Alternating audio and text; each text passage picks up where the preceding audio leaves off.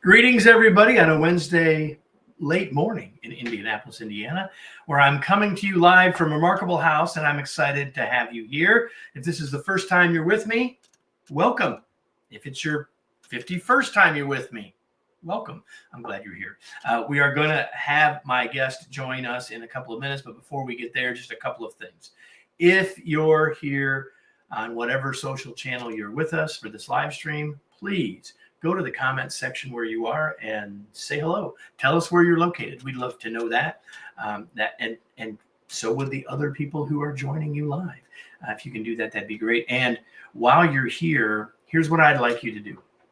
I'd like you to imagine that you're joining my guest and I around a table. We're having a cup of coffee or beverage of your choice, and we're just having a chat. And if that's what was happening, what would you do? If you had a question, you'd ask it. If you had a comment, you would share it. If you had an idea, you would offer it, right? That would naturally be what would happen. That's what I would like you to do, even though you're at a virtual table. Heck, I'm at a virtual table with my guest too. But if you have questions, comments, ideas, please share them. They will make for a better conversation for us, and eventually it'll make a better episode of this podcast, which you can see up over my shoulder, that eventually, like in this case, in October, this will be an episode of the Remarkable Leadership Podcast, and your input will not only make this better for you, but it'll make it better for all of the folks who will listen later. So now that I've welcomed you who are with us live or watching later here, I'm going to do the opening for the actual podcast. And so, Marissa, this is for you in 3, 2, 1. Lots of words get a turn in the spotlight when talking about leadership and organizational success. I could make a long list. The first two that came to my mind as I was preparing this morning were transparency and vulnerability. These are words that 10 years ago, no one would have connected to leadership success, but today are common in our vernacular. My guest today says the word we should focus on and strive for is love. In fact, she says it's the word that will transform our workplaces in the most powerfully positive way. Welcome to another episode of the Remarkable Leadership Podcast, where we are helping leaders like you grow personally and professionally to lead more effectively, make a bigger positive difference for their teams, organizations, and the world. And that's why I'm so glad you were here. If you're listening to this podcast, you could have joined us for this live. Well, you really can't because you can't go in the Wayback Machine. But what you could do is join us in the future for live episodes, but you need to know when they were happening. And so if you were to join our Facebook or LinkedIn groups, you'd get all the inside scoop about the show, as well as knowing when I'm going to be live streaming so you could join us at those times. Just join our Facebook or LinkedIn groups. As I said, just go to remarkablepodcast.com/Facebook or remarkablepodcast.com/LinkedIn to get all of the inside scoop so you can join us live in the future.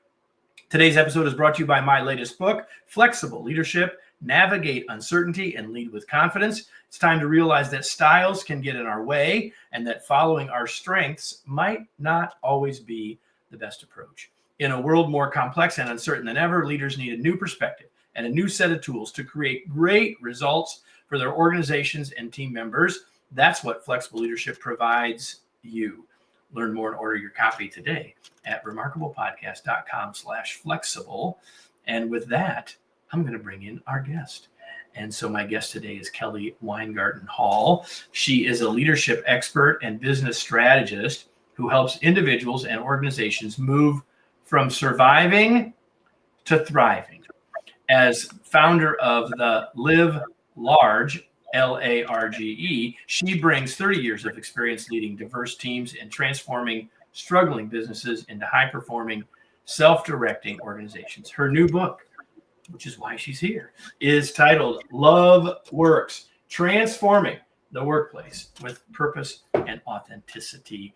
And so, Kelly, now you can add that you were a guest on the Remarkable Leadership Podcast to your bio. Probably not, but welcome. I'm glad that you're here. I'm very grateful to be here. So thanks for the opportunity.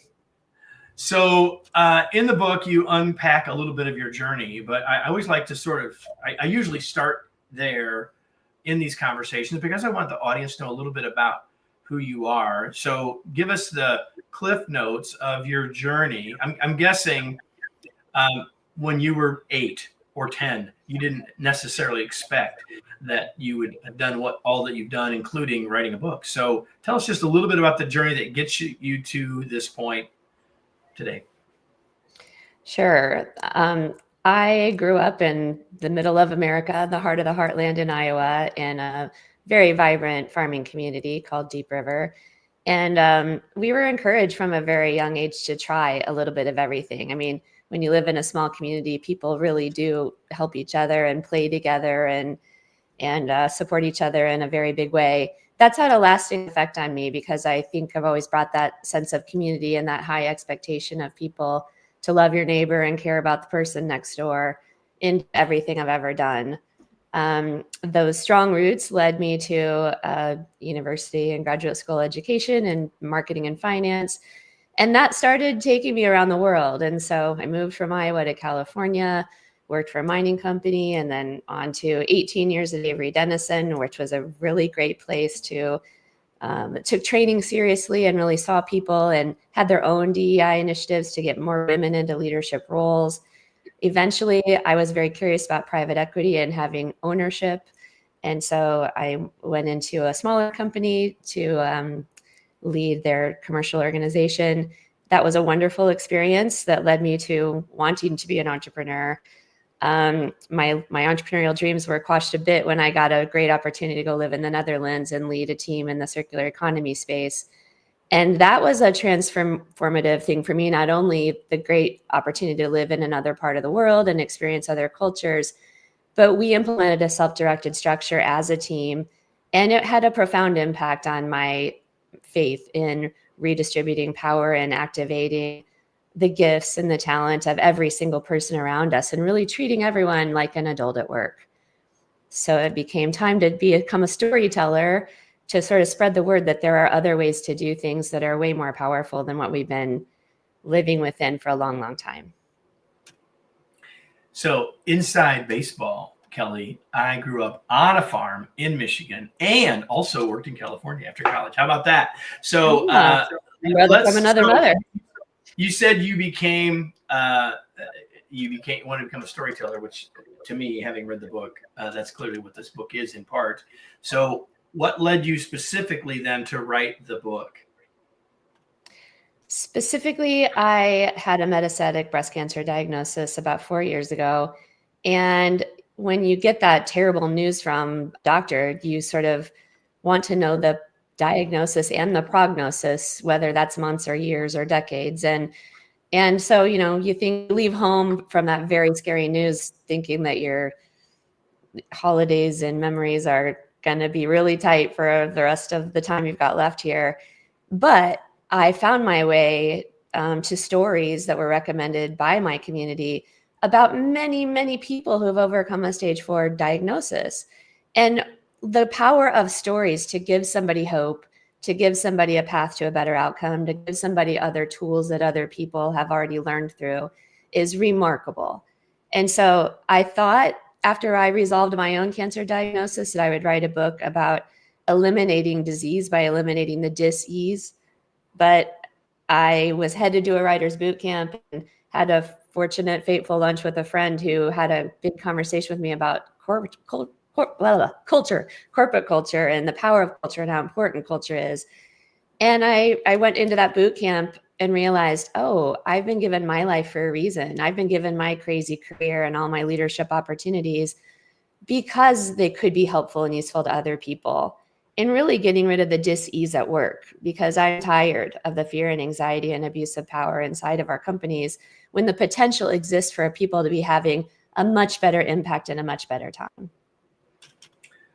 Well, that's what this book does. And I can tell all of you, of course, obviously the reason that we're having this conversation is because Kelly wrote the book. And we're going to talk about that a little bit more. But I want to get to the heart of the matter. I hinted at it or teased it in the open, if you will. And it's the first word in the title of the book. The word is love. So why love? I mean, why the word love? And then I'm going to ask a follow-up. But Just start there. Yeah, love is one of the most loaded words in the whole wide world. And that's from person to person and culture to culture. Love means a lot of things. But for me, love is very simple. It is our essential life force. It is the magic and the miracles that are powering our breath and our heartbeat. And they're activated, love is activated in relationships. And if you pause, you know the difference between the way a relationship feels when there's flow and connection and trust and compassion and curiosity. The love is really strong in places where we let it go and let it flow. And you also feel when it's pinched off or restricted or replaced by judgment or things that just don't feel good. That's not love. So more and more that we can embrace love as this really abundant, flowing, never-ending thing that is powering all of us, it's easy to tap into it. It's easy to share it. It's easy to enable it. It's easy to allow it. And everything gets a little easier when you have loving relationships. I think all of us would agree with that. And yet there's a lot of people who are listening who are still saying, yeah, Kelly, but at work, so let's talk about it a little bit more from the work perspective. But actually, let's do it this way. You've been sharing this message and you've been out talking about the book with organizations, with leaders for some time now. My question is this: what's the pushback that you get? Maybe not eventually when you're done having a conversation, but what's the initial pushback that you get about that word in the context of work or the workplace? I think there's a resistance to talking about love. I've been told not to use the word many times. And so that made me want to use it even more, right? Because it is, it's seen as soft. It makes you vulnerable. It requires openness. It requires vulnerability. And that's not comfortable until it is. But that transition also is the shift between using power to control and direct and drive and manage, which is very egocentric, to realizing I only know what I know. And the faster we can put together what you all know, the infinite possibilities we can create together start coming to the table. And it's no mistake that everyone likes their own ideas the most.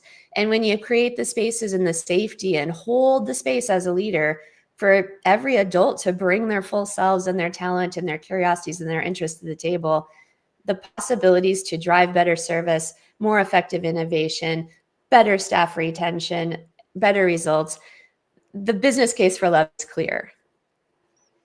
Well, that's actually where I wanted to go next. You just hinted at that, the business case, because you said, and I think everyone listening would agree, that love is kind of this soft idea. And yet you just finished that conversation with hard business realities, building a business case. So you say that love is a disruptor. So let's continue that thinking about the business case for this. If you can help people get past the initial squishiness of that idea. Yeah, I can give one good example, and it has to do with changing the way that we hire people. So, in most of my career, when there was a job requisition approved and an opening, a couple of people would take responsibility, an HR person, a manager, maybe their boss, for interviewing a slate of candidates, picking someone and telling the team, surprise, here's your new colleague. And that is only as so effective. But at Niaga, we implemented a practice of involving the people in the team to hire their teammates. They're adults. They know way better than I do about the specific nature of the projects and the gaps in their team and the talent that is required to get to where we want to be faster.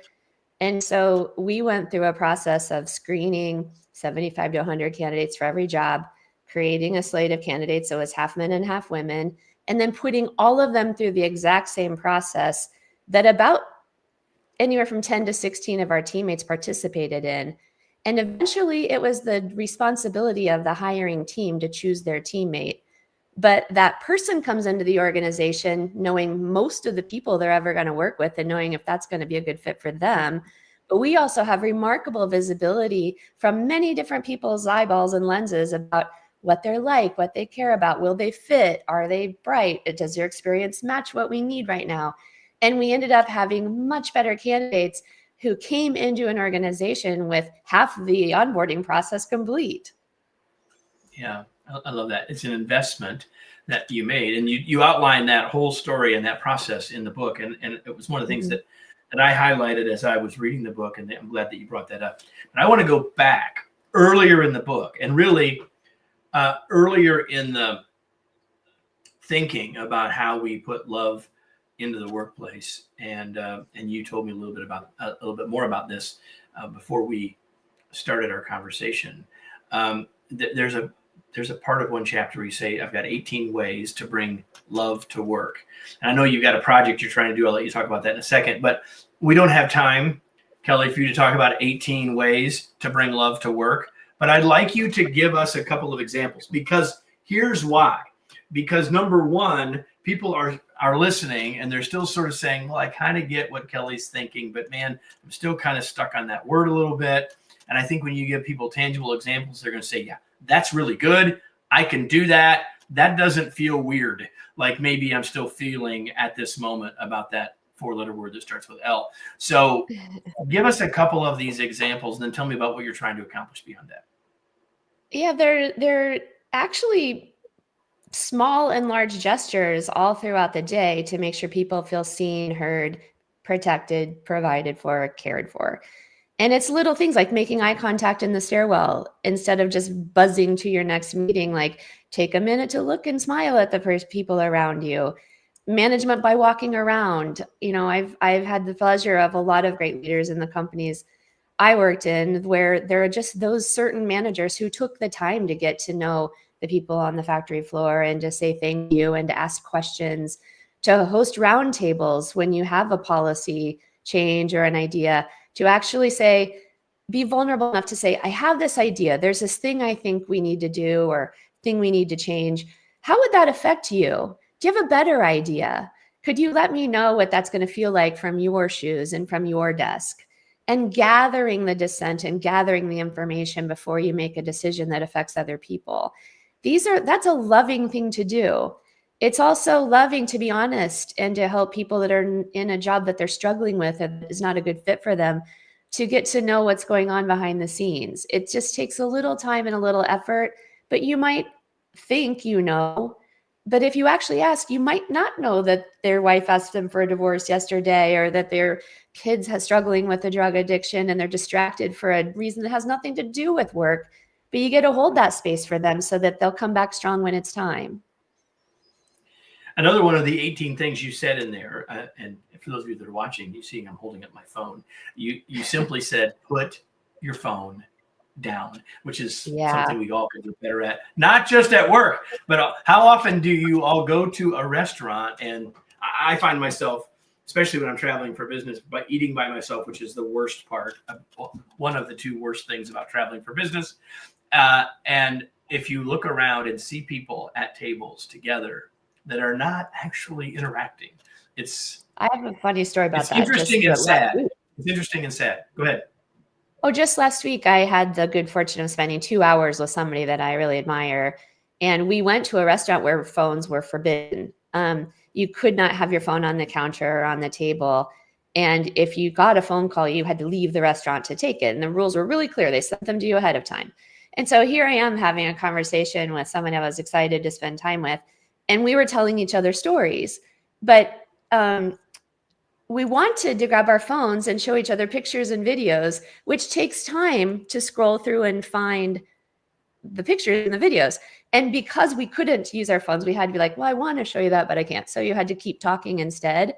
And when I really look back at how many times we wanted to reach for our phones and take time to scroll to find it instead of staying present with each other, it was remarkable. It makes me want to have a restaurant tell everybody that they can't have their phones inside, because our dialogue was way richer when we had to stay present with each other. Even if we didn't see the picture, right? Even if we didn't see the picture. I love that. So you told me before we went live, you said, Kevin, I'm doing something on my blog and can I talk about it? I'm like, yeah, it's exactly related to this point. So tell everybody how you want their help. All right. On my website at www.kellyweingartenhall.com, there's a tab called Love at Work. And that is where you'll find the 18 examples from chapter 4 in my book But I'm going to expand that blog to 100 using other people's stories and other people's examples. So if you have an idea for a way that you've experienced loving leadership, or the way you practice loving leadership, something that you learned about, share it so we can expand that list to 100 or more and really help each other continue to drive loving leadership into the world. Kelly Weingarten Hall.com. That was on the screen a second ago, but many of you are listening, so that will be in the show notes for you as well. So we've been talking, Kelly, about bringing love to work. And the book, in some ways, the subtitle of the book starts with the words transforming the workplace, which to me means culture, right? The culture to me is simply the way we do things around here. And you're suggesting the way we do things around here ought to have more love, be more love infused. So what would you say to those leaders thinking about their culture in this as we're having this conversation? What are your thoughts about the connection between love and sort of aspirational culture? I would like for more leaders to think about their job as a conductor of their symphony. And you got to put the right people in every seat in order to have the very best, most complicated music played every day. But the best music is going to happen when people are putting their love through their instrument, when they're really there with care, with excellence, with attention and focus, and part of a team where they're all interconnected. And so I think when we stop thinking about the power and the control of a conductor, but the responsibility for holding that talent and holding that space and making it safe and powerful for people to bring their gifts for their audience, for their customers, for their communities, that really shifts your responsibility from being the all-knowing expert who's in control of all these people to the very powerful force that sees them, understands them, supports them, encourages them, gives them new music to play, challenges them, stretches them. But we're all here to make this magic together. We're all adults. We all get to be here with 24 hours a day at a time. So you've said, like, I don't know, 7 times so far. I haven't counted exactly, but you keep saying we're all adults. We're all adults at work. Certainly that is sort of profoundly true. Why is it that you keep emphasizing that? How is that connected to your overall thinking here? Back to the power of stories. Our programming begins the minute we're born with how the world works and who's who and this parent-child relationship. And there's always this sense that some people are powerful and some people aren't in any space, in any organization, in any family, in any religion. There's big people and little people. And I think that we're all deeply programmed with believing that some people are more powerful and more important than us. And that is a sad and unfortunate story because everyone is at the pinnacle of their power on any given day. We all have the same life force. We all have about the same amount of health and the same amount of years that we get to be here in these bodies and in this crazy life. And so it took me personally a long time to really reconsider power and my power. I was climbing that ladder, having more responsibility, having more money, having more power, and aware there were people that still had more that I looked up to and people I was responsible for that I was more important than. And I'm so embarrassed by that at this point in my life because I don't believe it at all anymore. And I believe that I have the same breaths in a day as Donald Trump or Putin or whoever else looks more powerful on paper. But when you take back your power and you realize that, and you start helping other people spread their wings and to come into their full adulthood and to show up with a voice, with responsibility for that voice, with energy, with gifts, the more and more that you encourage people to be empowered in their power, the more that they start realizing it is possible to do better, to do more, to stretch, to grow. And that is easiest when you feel like the people around you who have been recognized or gifted with the perception power put their hands on your back and encourage you to lean in and encourage you to see and stretch, not to panic, not to be tossed into situations where you're going to be eaten alive, but to take calculated risks and to get back up when you fall. So you said something a second ago, you used the phrase pinnacle of power, which you talk about in the book, and you can see I put it on the screen here. Say a little bit more about what you mean by that, because you've been talking about us rethinking our view of power, or at least how you've rethought your view of power. What do you mean by the pinnacle of power? The idea of the pinnacle of power comes from one of my friends, Sean Kennedy. And he shocked all of us when we were kind of sharing around a table what we were grateful for and what we were looking forward to at a New Year's Eve party. And he sort of confidently sat up and said he's excited about the year ahead because he's in the pinnacle of his power with all of the education he's ever had, all experience, health, vibrancy, appreciation for the world, like a chance to make a difference. And we all like grabbed our phones and took a note because that sounded so cool. You know, we had to sit with and think about what that really meant. But as I've been thinking more about organizations and intergenerational dynamics and you know how you develop young people as fast as possible, if you start seeing that on any given day, we are where we are, the present's the only thing that's real anyway, that everybody has the gifts that they're here with today. You can get more education, you can get more experience, you can learn more things, you can stand up after failures. But today, you're as good as you're ever going to be today. The more that we really see that in each other, every generation holds wisdom, every person holds gifts, and a curiosity about how to tap into that and how to encourage it and how to get the most out of people, to welcome them as an adult with 24 hours a day, to help them see themselves in the gifts that they have is a remarkable opportunity. We're talking with Kelly Weingarten Hall, the author of the new book, Love Works, Transforming the Workplace with Purpose and Authenticity. And I appreciate everything that you've shared. I have a few more things I want to ask you, but before I go into the last sort of phase of our conversation, Kelly, I'm curious, is there something I didn't ask that you wish I would have? Or is there one other thing that you really want to make sure we talk about? One of the things that people ask me is, how do I get started?